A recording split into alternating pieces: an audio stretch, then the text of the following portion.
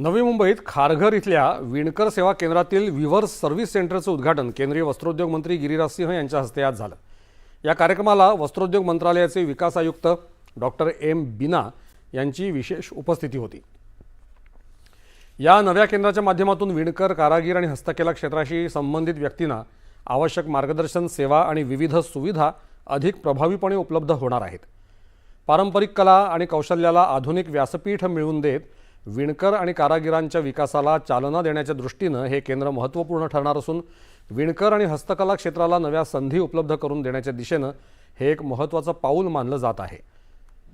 दरम्यान वस्त्रोद्योग मंत्री गिरिराज सिंह यांनी NIFT अंतर्गत अर्थात राष्ट्रीय फॅशन तंत्रज्ञान संस्थेमध्ये विद्यार्थ्यांशी संवाद साधला। यावेळी त्यांनी विद्यार्थ्यांशी विविध विषयांवर चर्चा करत वस्त्रोद्योग आणि फॅशन क्षेत्रातील भविष्यातील संधींबाबत मार्गदर्शन केलं। विद्यार्थ्यांनीही आपल्या कल्पना आणि प्रश्न मांडत या संवादामध्ये उत्स्फूर्त सहभाग घेतला।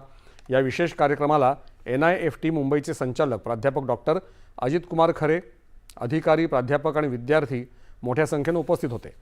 जगातलं 98% हातमाग उत्पादन भारतात होतं। हे उत्पादन करणाऱ्या कारागिरांचं वार्षिक उत्पन्न किमान 5 लाख रुपये असावं हे पंतप्रधानांचं स्वप्न असल्याचं मंत्री गिरिराज सिंह यांनी पत्रकारांशी बोलताना सांगितलं।